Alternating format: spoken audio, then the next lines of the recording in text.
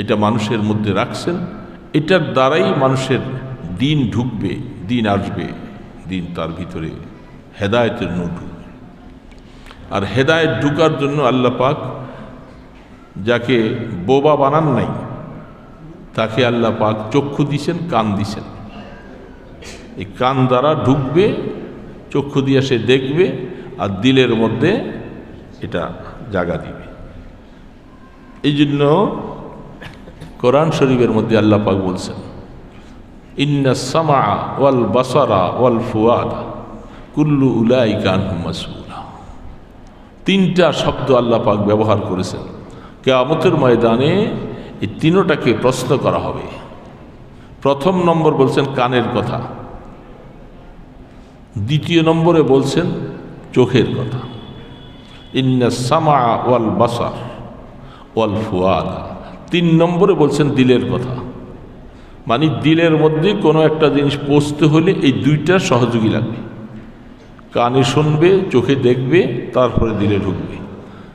আমি ঠিক হেদায়েতের কথা কানে শুনলাম কিনা, চোখ দিয়ে আমি হেদায়েতের দিকে রাস্তা দেখলাম কিনা, তারপরে আমি এগুলা কিনি আমার দিলের মধ্যে আমি জায়গা দিলাম কিনা। আল্লাহ পাক প্রশ্ন করবে, চোখ কোথায় ব্যবহার করেছ, কানকে কোথায় ব্যবহার করেছিলাম।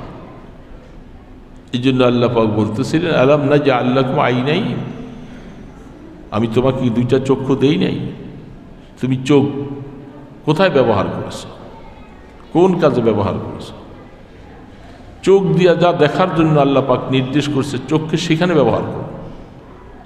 তা না করে আল্লাহু আকবার, আমার দুনিয়াবি কাজ কারবার এগুলি আমি ব্যবসা বাণিজ্য চোখ দিয়া করব, আমার ছেলে মেয়েদেরকে দেখব, স্ত্রী পুত্রদেরকে দেখব, মা বাবার চেহারার দিকে মায়ার নজরে তাকাবো।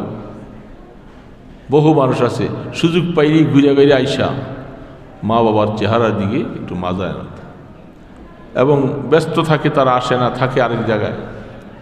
আইসা জিজ্ঞাসা করে, মা আপনি কোথায়? মা হয়তো পাকঘরে আছে অথবা গোসলখানায় আছে। বাবা দাঁড়াও, মা আসছি যে আপনাকে একটা নজর দেখবো, হজের সওয়াব কামাই করবো, এই জন্য আসছি। সন্দেহ আছে নাকি?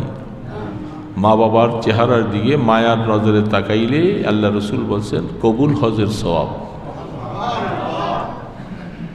কোরআন শরীফ দেখব, মসজিদের দিকে দেখে দেখে রাস্তার দিকে যাব, নেককার আল্লাহওয়ালাদের চেহারার দিকে তাকাবো, এটা চোখের কাজ। কান দিয়ে আমি শুনবো কোরআনের কথা, হিদায়াতের কথা।